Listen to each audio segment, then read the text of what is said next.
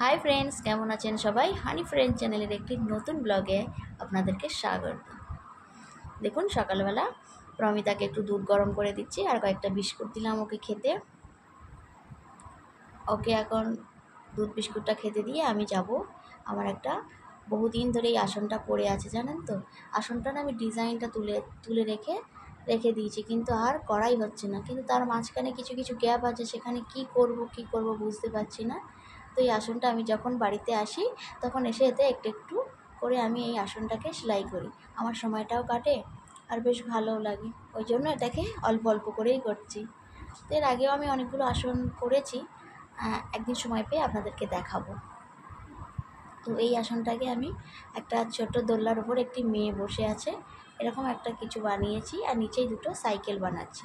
ডিজাইনটা তোলা হয়ে গেলে তারপরে আপনাদের সঙ্গে একদিন শেয়ার করব। আর দূর থেকে একটুখানি ওই কোনার কলকাগুলো দেখা যাচ্ছে, কেমন হয়েছে জানাবেন। আর এদিকে দেখুন, আসন সেলাই করে একটু উঠেছি, তো শাশুড়ি দেখলাম কিছু দেখুন ফলসা এনে রেখে দিয়েছে। আমাদের বাড়ির সামনেই একটা ফলসা গাছ আছে, তো সেখান থেকেই কুড়িয়ে এনেছি। আর শাশুড়ির এদিকে পুজো হয়ে গেছে, ঠাকুর ঘর, এটা আমাদের ঠাকুর পুজো করার জায়গা। আমরা ঠাকুরকে এইভাবে সাজিয়ে রেখেছি, তো আপনাদেরকে শেয়ার করলাম। আর প্রমিতা দেখুন, শাশুড়ি নাকি তারাপীঠ গিয়ে দুটো করতালও কিনে এনেছে। প্রমিতা সেই করতাল দুটোকে নিয়ে মাঝে মাঝে বাজায়। আর আমরা একটু সেজেগুজেও নিয়েছি। শাশুড়ি বলল যে একটু বাজারে যেতে হবে, কিছু সবজি টবজি নেই, সেগুলো আনতে হবে। শুনে আমরাও মোটামুটি মা মেয়ে রেডি হয়ে গেছি। আর প্রমিতা একটু করতাল বাজিয়ে নিচ্ছে। তো বেরিয়ে পড়লাম বাজারের উদ্দেশ্যে। আমরা তিনজন মিলে, শাশুড়ি, বউ আর আমাদের বাচ্চাটাকে নিয়ে। আর এদিকে দেখুন, প্রমিতার আবার জুতোর কী সব খুলে যাচ্ছে। আর আমি বাড়িতে এসে মাঝে একটু শাড়িও পরছি, বেশ ভালো লাগছে। আর এদিকে আমাদের শাক কাকুটা চলে এসছে বাড়িতে শাক দিতে। আজ আর কোনো কিছু শাক নিলাম না, কেননা বাড়িতে না শাক আছে, কলমি শাক আছে। তো শাক কাকুকে বললাম পরের দিন নেব। তো শাক কাকুকেও একটু দেখাই। চলুন তাহলে যাওয়া যাক এবারে বাজারের দিকে।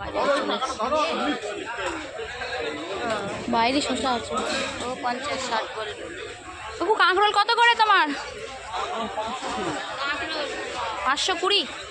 কাঁকরোল যেন মনে হচ্ছে টেরা বেকা, একটু কেজি 20 টাকা কেজি নেব। হ্যাঁ হ্যাঁ, পাত্র আছে।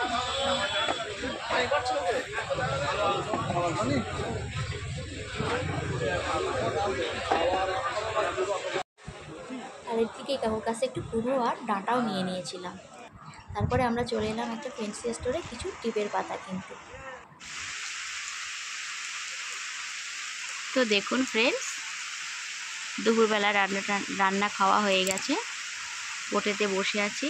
আর দুপুরবেলা এরকম বৃষ্টি আরম্ভ হয়ে গেছে। বৃষ্টিটা এরকম টুপটুপ করেই হচ্ছে, জানি না কতক্ষণ হবে। বেশ ভালো লাগছে বাড়িতে এসে এই প্রথম বৃষ্টি, বেশ ভালো লাগছে দেখতে। আর এদিকে গাছগুলোকে দেখুন কীরকম কাঁঠাল হয়েছে, কিন্তু একটু পোকা পোকাও লেগে গেছে। তো কাঁঠালগুলো যাতে একটু ধুয়ে যায় তাহলে খুব ভালো হবে।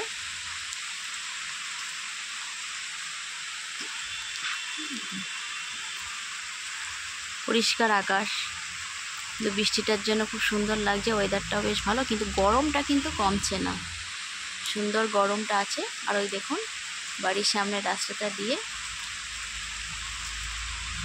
গাড়িগুলো যাচ্ছে।